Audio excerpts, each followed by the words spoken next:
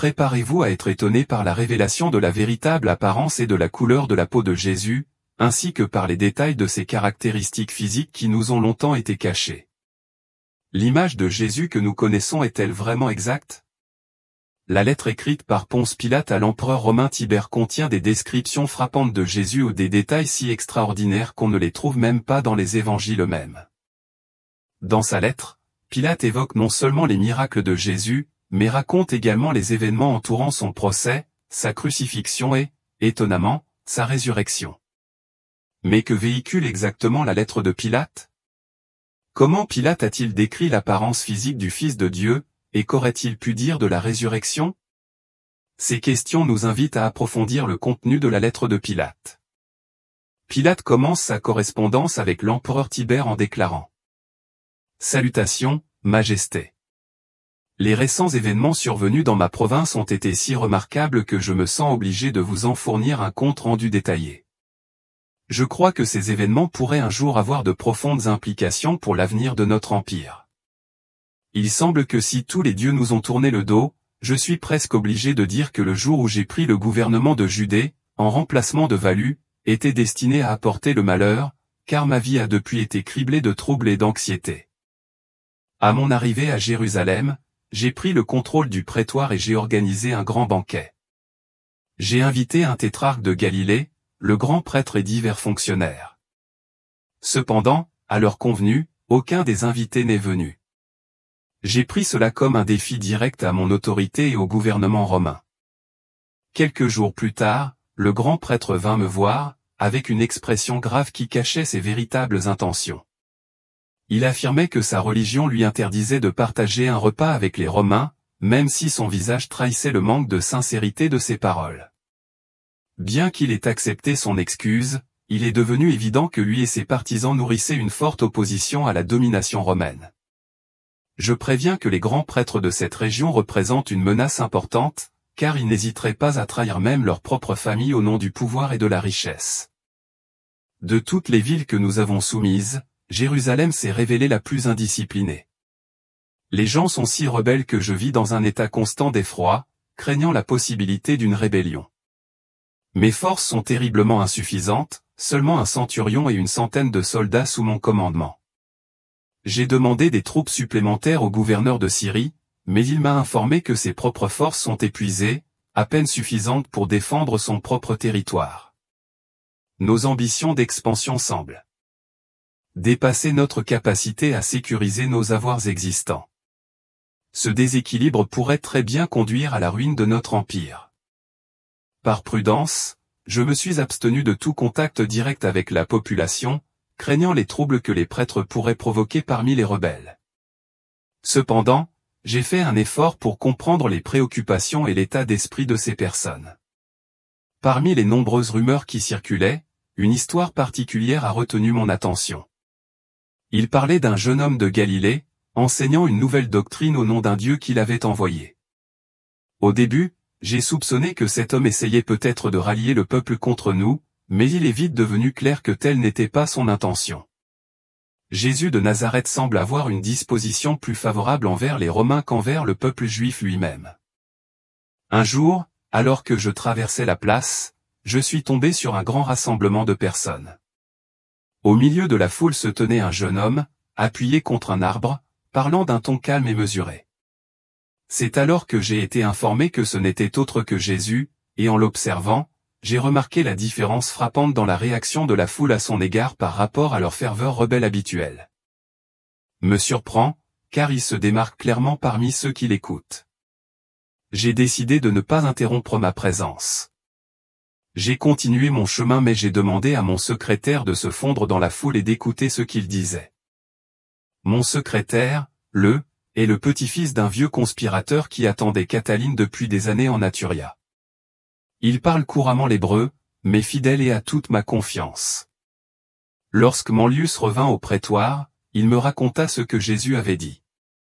Je n'ai jamais vu dans les œuvres des philosophes rien de comparable à la sagesse de ces paroles. L'un des nombreux rebelles juifs de Jérusalem a demandé à Jésus s'il était juste de payer des impôts à César. Il répondit, « Rendez à César ce qui est à César et à Dieu ce qui est à Dieu. » C'est cette sagesse qui m'a amené à libérer le Nazaréen. Même si j'avais le pouvoir de l'arrêter ou de l'envoyer en exil à Pontie, cela aurait été injuste, et la justice est un principe fondamental de la gouvernance romaine. Jésus n'était ni un agitateur ni un rebelle. Je lui ai offert ma protection, peut-être même sans qu'il s'en rende compte. Jésus avait la liberté d'agir, de parler, de se rassembler avec les gens, de choisir ses disciples et d'enseigner sans aucune interférence de ma part.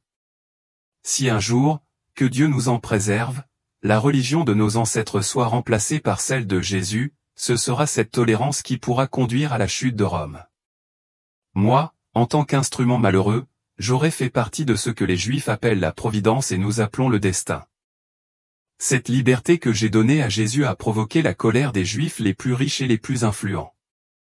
Jésus a été dur avec eux, et pour moi, c'était une raison suffisante pour le garder libre.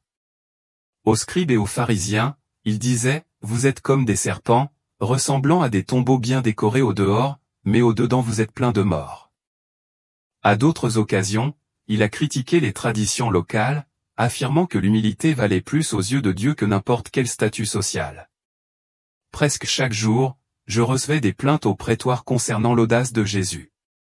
Ils m'ont prévenu que quelque chose de grave pourrait lui arriver et que Jérusalem avait l'habitude de lapider ceux qui se déclaraient prophètes. Une pétition adressée à César était en préparation, mais le Sénat approuva mes décisions et promit des renforts après la guerre de Perse, car je n'avais pas assez de troupes pour contenir un potentiel soulèvement. J'ai alors décidé d'agir pour rétablir la paix dans la ville sans m'améliorer. J'ai envoyé un message à Jésus pour lui demander de venir au prétoire pour que nous puissions parler. Il est venu. Vous savez, étant d'origine espagnole et romaine, je ne me laisse pas facilement intimider ou émouvoir. Cependant, lorsque Jésus est arrivé, j'étais debout sur le balcon et j'avais l'impression que mes pieds étaient collés au sol en marbre. Mon corps tout entier tremblait comme quelqu'un qui a une mauvaise conscience, tandis que le Nazaréen restait calme, avec une sérénité qui semblait être la pureté même. En s'approchant, il s'arrêta et, d'un geste doux, sembla dire « Je suis là », sans avoir besoin de dire un mot. Pendant longtemps, j'ai été à la fois émerveillé et impressionné par cet homme, un type que nos artistes n'avaient jamais imaginé lorsqu'il représentait des dieux et des héros. Rien chez lui ne me rebutait, mais je me sentais faible et trop vieille pour m'approcher davantage. Jésus, dis-je finalement, ma voix tremblante. Jésus de Nazareth, depuis 3 ans, je t'ai laissé une totale liberté d'expression, et je ne le regrette pas. Tes propos sont sensés et pleins de sagesse. Je ne sais pas si vous avez lu Socrate ou Platon, mais je reconnais que la simplicité et la grandeur de votre discours vous placent bien au-dessus de ces philosophes. L'empereur en est conscient et, en tant que son représentant ici, je suis heureux de vous avoir accordé la liberté que vous méritez à juste titre. Cependant, je dois vous avertir que vos paroles ont attiré des ennemis puissants et mal avisés. Socrate aussi avait des ennemis et devint leur victime. Les vôtres, encore plus furieux, se sont retournés contre vous pour la dureté de vos propos et contre moi pour vous avoir laissé parler librement. Certains m'accusent même de conspirer avec vous pour affaiblir le peu de pouvoir civil que Rome accorde encore aux Hébreux. Ma recommandation, et non un ordre, est que vous soyez désormais plus prudent et modéré dans votre discours, considérant que vos ennemis peuvent utiliser l'orgueil pour inciter les ignorants contre vous et me forcer à agir selon la loi. Jésus répondit calmement, « Souverain de la terre, tes paroles ne viennent pas de la vraie sagesse. Demande au mont Tabor de s'arrêter au milieu de la vallée. Il répondra qu'il suit les lois de la nature et du Dieu créateur. Lui seul le sait. Là où coulent les eaux. Je vous le dis en vérité, avant que la rose de Sharon ne fleurisse, le sang de la justice sera versé. Votre sang ne sera pas versé, répondis-je profondément ému. J'apprécie plus votre sagesse que tous ces pharisiens rebelles qui abusent de la liberté dont jouissent les Romains. Leur a accordé. Ils conspirent contre César et le diffament, faisant croire au peuple qu'il est un tyran qui cherche à leur destruction. Ces hommes ingrats ne se rendent pas compte que parfois le loup se déguise en mouton pour parvenir à ses fins. Je te protégerai d'eux. Mon prétoire sera pour vous un refuge sacré de jour comme de nuit. Jésus, toujours aussi calme, secoua la tête et, avec un sourire serein, dit, le moment venu, il n'y aura pas de refuge pour le Fils de l'homme, ni sur la terre ni en dessous. Le vrai refuge est dans les cieux. Pointant vers le haut, il ajouta, ce qui a été écrit par les prophètes s'accomplira. Jeune homme, inquiet, je répondis, vous m'obligez à transformer ma demande en ordre. La sécurité de cette province, qui est sous ma responsabilité, l'exige. Vous devez être plus prudent dans vos discours. Ne négligez pas cet ordre, car vous en connaissez les conséquences. Que le bonheur vous accompagne. Adieu, prince de la terre, dit Jésus. Je ne suis pas venu apporter le trouble, mais plutôt la paix, l'amour et la charité. Je suis né le même jour où César Auguste a apporté la tranquillité à l'Empire romain. Les persécutions ne sont pas à cause de moi, mais je sais que j'en affronterai de nombreuses. D'entre eux à d'autres, en obéissance à la volonté de mon Père, qui m'a montré le chemin à suivre. Vous n'avez aucun pouvoir pour maintenir la victime sur l'autel du sacrifice. Après avoir dit cela, il se retira, comme une lumière qui s'estompe à l'horizon, ce qui me procura un grand soulagement, car sa présence était un trop lourd fardeau pour moi. Hérode, qui régnait à l'époque et était déjà d'un âge avancé, se joignit aux ennemis de Jésus pour se venger. Si cela ne tenait qu'à Hérode, il aurait ordonné que Jésus soit tué immédiatement. Mais malgré sa vanité de roi, il hésitait à faire quelque chose qui pourrait nuire à son influence auprès du Sénat. Peut-être que, comme moi, il craignait aussi Jésus. Mais un fonctionnaire romain ne peut admettre qu'il a peur d'un juif. Hérode est venu me rendre visite au prétoire, et, comme il se levait pour sortir après une conversation de peu d'importance, il m'a demandé ce que je pensais du Nazaréen. J'ai répondu que Jésus semblait être l'un des grands sages qui apparaissaient parfois dans les grandes nations et que ses enseignements ne concernaient pas la politique. Par conséquent, Rome avait décidé de le laisser parler librement, car ses actes ne justifiaient aucune forme de punition. Hérode m'a fait un sourire moqueur et, avec une révérence pleine d'ironie, il a pris congé. La fête juive la plus importante, la Pâque, approchait, et l'on avait l'intention d'exploiter les troubles populaires qui envahissaient toujours la ville à cette époque. Jérusalem était remplie d'une foule bruyante exigeant la mort de Jésus. Mes informateurs ont révélé que le trésor du temple avait été utilisé pour soudoyer les gens. Le danger était proche et un centurion romain avait été publiquement humilié. J'ai envoyé une lettre au gouverneur de Syrie demandant des renforts sans fantassins et sans cavaliers, mais il a refusé. Je me suis retrouvé isolé, avec peu de vétérans dans une ville hostile et rebelle, sans la force de contrôler un éventuel soulèvement et sans autre choix que de le supporter. Jésus a été arrêté sous l'accusation d'être un rebelle, alors qu'il savait qu'il n'y avait aucune raison de le craindre. Avec le soutien de leurs dirigeants, ils pensaient que je couvrais la révolte et ne cessaient de crier sans relâche, « Crucifiez-le! Crucifiez-le » À ce moment-là, 3 grands groupes s'unissent contre Jésus, les Hérodiens, les Sadducéens et les pharisiens. La position ambiguë des Hérodiens et des Sadducéens semble avoir 2 raisons. Ils détestaient Jésus, mais ils se méfiaient également de la domination romaine. Ils ne m'ont jamais pardonné d'être entré dans la ville sainte avec des bannières à l'effigie de l'empereur, et même si j'ai commis une grave erreur à cette occasion, pour eux, le sacrilège restait impardonnable. Un autre conflit s'intensifiait également entre eux. J'avais suggéré qu'une partie du trésor du temple soit utilisée pour financer des travaux publics, et cette idée a été jugée inacceptable par les pharisiens. Ils étaient déjà des adversaires de Jésus. Ils se souciaient peu du gouvernement et nourrissaient du ressentiment en raison des critiques sévères que le Nazaréen leur avait adressées au cours des 3 dernières années dans tous les endroits qu'ils visitaient.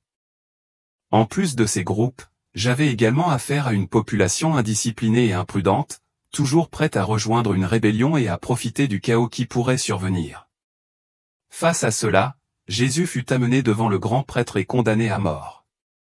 À ce moment-là, Caïphe, le grand prêtre, a agi d'une manière apparemment soumise, en m'envoyant Jésus pour que je puisse confirmer la sentence et assurer l'exécution.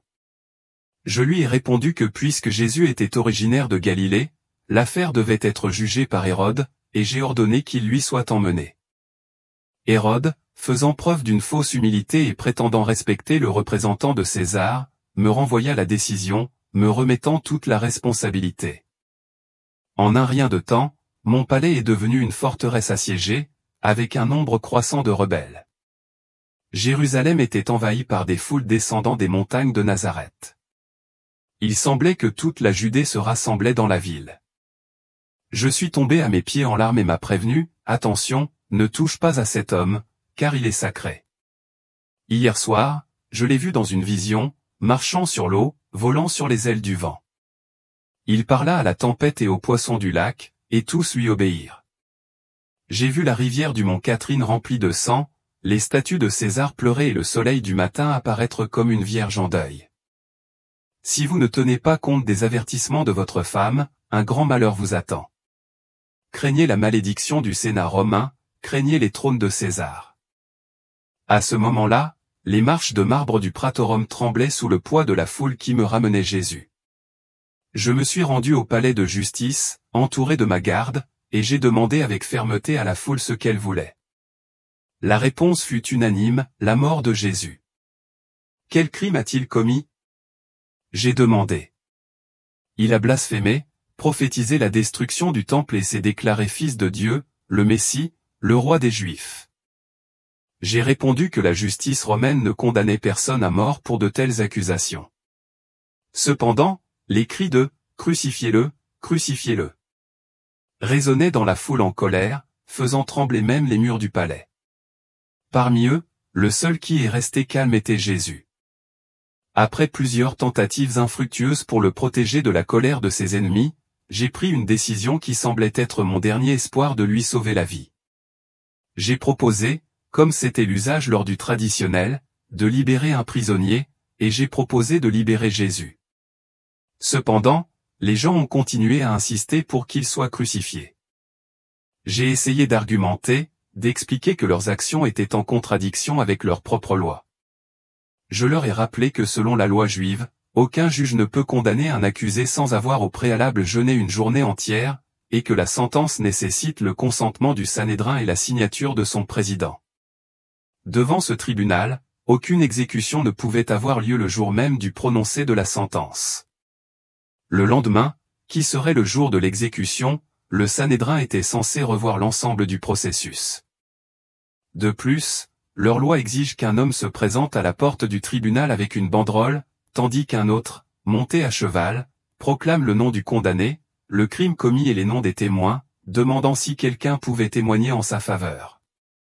Le prisonnier en voie d'exécution avait le droit de revenir jusqu'à 3 fois pour présenter de nouveaux arguments pour sa défense. J'ai insisté sur ces points, espérant que cela les calmerait, mais les cris de « Crucifiez-le, crucifiez-le » a persisté. J'ai alors ordonné que Jésus soit fouetté, pensant que cela suffirait, mais cela n'a fait qu'augmenter leur haine. J'ai demandé une bassine et je me suis lavé les mains devant la foule en colère, déclarant que, selon moi, Jésus de Nazareth n'avait rien fait qui méritait la mort. Cependant, mes paroles furent vaines. Le sort de Jésus était déjà scellé. J'avais déjà été témoin de la fureur des foules et des émeutes civiles, mais rien de comparable à ce jour-là. Il semblait que tous les esprits des profondeurs de l'enfer s'étaient rassemblés à Jérusalem. La foule ne bougeait pas simplement, ils étaient poussés et tournoyés comme un tourbillon, déferlant en vagues furieuses depuis les portes du prétoire jusqu'au mont Sion, avec des cris et des cris plus forts qu'aucun trouble dont j'ai jamais été témoin dans les troubles de Pannonia ou du Forum. La journée s'assombrit progressivement comme un hiver. Soirée, me rappelant ce qui s'est passé à la mort de Jules César. Curieusement, c'était aussi l'Eid de mars. En tant que gouverneur d'une province rebelle, je me tenais dans un coin de ma basilique, observant la scène sinistre alors que l'innocent Nazaréen était conduit à son exécution. Tout autour de moi était désert. Jérusalem avait vidé son peuple par les portes obscures menant à Jamnia. Un air de tristesse et de désolation persistait. Mon âme connectée au calvaire pendant que le centurion lutte pour maintenir l'ordre. Au milieu du chaos. J'étais complètement seul, et un poids sur ma poitrine me disait que ce qui se déroulait devant moi était plus un drame des dieux que celui des hommes.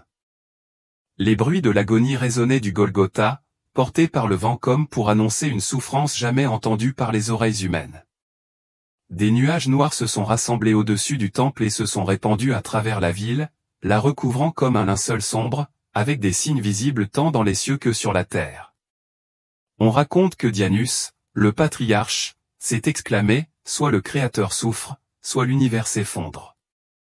Alors que ces phénomènes effrayants se déroulaient, un violent tremblement de terre secoua la basse Égypte, remplissant tout le monde de terreur et effrayant presque à mort les Juifs superstitieux. Bazar, un érudit juif d'Antioche et ami proche du Nazaréen, a été retrouvé mort après le tremblement de terre. Que sa mort ait été causée par le choc ou par le chagrin, personne ne le sait avec certitude. Vers la première heure de la nuit, je m'enveloppai dans mon manteau et descendis dans la ville, me dirigeant vers les portes du Golgotha. Le sacrifice était déjà consommé, et la foule, toujours instable, rentrait chez elle avec un sombre air de remords pour ce dont elle avait été témoin. J'ai aussi vu mon petit entourage romain passer silencieusement, visiblement tremblant. Le porte-étendard avait drapé l'aigle d'un tissu, en signe de deuil. J'ai entendu des soldats juifs murmurer des mots que je ne comprenais pas, tandis que d'autres parlaient de miracles que les Romains associaient à leur Dieu. À certains moments, des groupes d'hommes et de femmes s'arrêtaient et regardaient vers le mont Calvaire comme s'ils attendaient une sorte de signe. Je suis rentré au prétoire le cœur lourd, montant les escaliers encore tachés du sang du Nazaréen. J'ai vu un vieil homme agenouillé en prière, entouré de Romains qui pleuraient. Il s'est jeté à mes pieds en sanglotant profondément. Voir un vieil homme pleurer vous touche toujours, et mon cœur, déjà plein de chagrin, s'est encore plus chargé. Nous avons pleuré ensemble, et il semblait que tout le monde présent, lui et de nombreuses personnes dans la foule, étaient au bord des larmes. Je n'avais jamais rien vu de pareil. Ceux qui l'ont kidnappé, vendu et crié contre lui, ceux qui ont exigé sa crucifixion, ont disparu comme des lâches. J'ai entendu dire que certains d'entre eux se lavaient la bouche avec du vinaigre, une référence à ce que Jésus avait dit à propos de la résurrection et de la séparation des morts. Si cela s'est produit, c'est là, devant cette foule immense. Père, ai-je demandé quand j'ai finalement repris mes esprits, qui es-tu et que veux-tu? Je suis Joseph d'Arimathie, répondit-il, et je viens demander la permission d'enterrer Jésus de Nazareth. Je lui ai accordé la permission et j'ai invité Melu à emmener quelques soldats pour m'assurer que le corps ne serait pas violé. Quelques jours plus tard, le tombeau fut retrouvé vide et les disciples commencèrent à dire que Jésus était ressuscité, comme il l'avait prédit. Cela a provoqué encore plus de troubles que sa mort elle-même. Je ne peux pas dire avec certitude ce qui s'est réellement passé, mais j'ai enquêté de manière approfondie sur la question. Vous pouvez vérifier personnellement et décider si j'ai commis des erreurs. Comme le prétend Hérode, Joseph a utilisé son propre tombeau pour enterrer Jésus, mais je ne peux pas garantir s'il savait ou avait prévu quelque chose concernant la résurrection. Le lendemain de l'enterrement, un prêtre est venu au prétoire, inquiet que les disciples puissent voler le corps de Jésus et faire croire qu'il était ressuscité, comme il l'avait prédit et comme il le croyait fermement. J'ai dirigé le prêtre vers le capitaine de la garde, Marcus, et lui ai ordonné de placer autant de Juifs que nécessaire autour des soldats du tombeau, afin que si quelque chose arrivait, la responsabilité en incomberait à eux et non aux Romains. Quand j'ai appris la nouvelle du tombeau vide, mon inquiétude a grandi. J'ai parlé avec Marcus, qui m'a dit qu'il avait assigné à son lieutenant, Ben Hicham, 100 soldats pour garder le site. Il a rapporté qu'Hicham et ses hommes étaient désenchantés par les événements de cette matinée. J'ai appelé Hicham, qui? Il a raconté le plus fidèlement possible ce qui s'était passé. Il raconte que vers la 4e veille, une lumière douce et enchanteresse est apparue au-dessus du tombeau. Au début, il crut que c'étaient des femmes qui étaient venues embaumer le corps de Jésus, comme c'était la coutume. Mais il ne comprenait pas comment ils avaient pu passer entre les gardes. Tandis qu'il réfléchissait à cela, l'endroit tout entier fut illuminé et il vit ce qui semblait être une multitude de morts dans leur linceul, tous paraissant plus jeunes et pleins de joie. Tandis qu'un son céleste, le plus beau qu'il ait jamais entendu, remplissait l'air, c'était comme si le ciel tout entier louait Dieu. Soudain, la terre commença à trembler violemment et il se sentit faible, incapable de se tenir debout, comme si le sol bougeait sous ses pieds. Puis il s'est évanoui, ne sachant pas ce qui s'est passé ensuite. Je lui ai demandé comment il allait quand il est revenu. Il a dit qu'il était allongé sur le sol, face contre terre. Je me suis demandé s'il avait pu confondre la lumière qu'il avait vue avec le lever du soleil à l'est. Il répondit qu'au début, il le pensait aussi, mais qu'à une courte distance, il faisait encore assez sombre et qu'il se souvenait qu'il était trop tôt pour que le soleil se lève. Je lui ai demandé si les vertiges qu'il ressentait pouvaient provenir du fait de se lever trop rapidement, ce qui provoque parfois cette sensation. Il a nié, expliquant qu'il n'avait pas dormi de la nuit, car dormir pendant son service était passible de la peine de mort. Il a mentionné qu'il avait laissé dormir certains soldats à ce moment-là et que certains dormaient encore. J'ai demandé combien de temps durait la scène. Il a dit qu'il n'en était pas sûr, mais il pensait qu'il lui faudrait près d'une heure avant que la lumière du jour ne l'éclipse. Je lui ai demandé s'il était allé au tombeau après avoir retrouvé son calme. Il a répondu que non, car il avait peur, et dès que les renforts sont arrivés, ils sont tous retournés à la caserne. J'ai demandé si les prêtres l'avaient interrogé. Il a confirmé en disant que les prêtres voulaient qu'il prétende qu'il s'agissait d'un tremblement de terre et que les gardes dormaient. Ils lui ont offert de l'argent pour dire que les disciples étaient venus et avaient volé le corps de Jésus, mais il a dit qu'il n'avait vu aucun disciple et qu'il n'avait appris la disparition du corps que lorsqu'on lui avait annoncé. Je lui ai posé des questions sur les opinions personnelles des prêtres avec lesquels il s'est entretenu. Il m'a dit que certains pensaient que Jésus n'était pas un homme ordinaire, pas un être humain comme les autres, et qu'il n'était pas le fils de Marie comme beaucoup le pensaient. Selon eux, il s'agissait d'un personnage déjà apparu sur Terre à d'autres époques, comme au jour d'Abraham et de Lot, ainsi qu'à diverses autres occasions et lieux. Si cette théorie juive est correcte, ses conclusions semblent logiques, car elles correspondent à ce que nous savons de la vie de cet homme. Amis et ennemis reconnaissaient que Jésus semblait avoir le contrôle sur les éléments, comme s'il était un potier façonnant l'argile. Il transformait l'eau en vin, guérissait les maladies, ressuscitait les morts, calmait les tempêtes et faisait même apparaître des poissons avec des pièces de monnaie dans la bouche. S'il a véritablement accompli tous ces actes, et bien d'autres, comme en témoignent les Juifs eux-mêmes, c'est précisément pour ces raisons qu'il a suscité tant d'hostilité. Il est clair qu'il n'a pas été accusé de délit de droit commun, ni d'avoir enfreint la loi, ni de nuire directement à qui que ce soit. Ces actes sont connus de milliers de personnes, partisans et opposants. Je me trouve enclin à être d'accord avec la puissante déclaration faite au pied de la croix, en vérité, celui-ci était le Fils de Dieu. Dans cette déclaration, nous voyons la reconnaissance d'une vérité profonde sur un homme qui s'est distingué de tous les autres, quelqu'un qui a laissé une marque indélébile dans l'histoire. Ponce Pilate, dans son observation, a décrit Jésus comme un personnage différent de tout ce qu'il avait rencontré auparavant. Il a noté que Jésus possédait une présence sans prétention, mais extraordinaire. De taille moyenne, son attitude calme et son visage serein ont immédiatement attiré l'attention de son entourage. Dans les moments de forte tension, son visage reste un portrait de paix, son expression est toujours sereine, jamais influencée par le chaos ou l'animosité du monde. C'était comme si Jésus avait une compréhension innée de la nature humaine, une capacité à voir au plus profond de l'âme avec une compassion à la fois profonde et globale. Des témoins ont parlé de ses cheveux longs et doux, qui tombaient naturellement sur ses épaules, lui conférant une apparence presque éthérée. Ses cheveux étaient décrits comme légèrement ondulés, avec une teinte châtain clair qui frôlait presque le blond, ce qui le distinguait des gens de son époque et de son lieu. Ses yeux, cependant, étaient peut-être son trait le plus frappant. Ils étaient profonds et perçants, avec un regard qui semblait contenir tout un univers de sagesse, de gentillesse et de compréhension.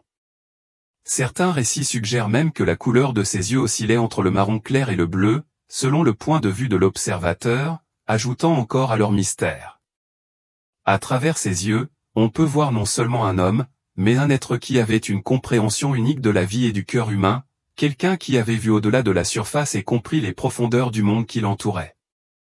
Son teint était clair et lisse, le genre de peau qui suggérait une vie passée à l'extérieur, mais toujours sain et bien entretenu, rayonnant d'une force tranquille. Son visage était considéré comme tout simplement beau, avec des traits symétriques qui respiraient à la fois la confiance et le respect. Ce n'était pas un visage qui passait simplement inaperçu, mais un visage qui projetait une autorité indéniable, sans jamais être intimidé. Il y avait une douceur dans sa présence qui attirait les gens, un commandement tacite qui exigeait le respect tout en offrant la paix. Jésus portait une barbe fournie, bien soignée et bien entretenue, ce qui ajoutait un sentiment de maturité et de sagesse à son apparence. Sa tenue était simple mais digne. Ses vêtements étaient toujours modestes, mais méticuleusement propres, consistant généralement en une longue robe et une tunique. Il ne portait ni ornements ni bijoux voyants, et ses vêtements étaient très éloignés des pièges de la richesse ou du statut. Cela reflète sa déconnexion des possessions matérielles et met plutôt l'accent sur son message d'humilité. Même dans sa tenue modeste, il y avait en lui une présence frappante, qui transmettait la paix et une ouverture à tous ceux qui l'approchaient. Ceci, noble souverain, est le récit le plus précis et le plus honnête que je puisse offrir concernant les événements entourant cet homme remarquable. Je n'ai épargné aucun détail dans ma tentative de présenter la vérité, pleinement conscient que de nombreuses critiques ont été adressées à mon encontre. J'espère que, grâce à votre sagesse, vous jugerez ma conduite équitablement, sachant que ma loyauté reste inébranlable. Avec le plus profond respect et une loyauté inébranlable envers mon souverain, je reste votre plus obéissant serviteur. Si vous trouvez ce conte intrigant, je vous encourage à vous abonner à la chaîne dès maintenant. Cliquez sur la vidéo apparaissant sur votre écran pour explorer d'autres mystères comme celui-ci.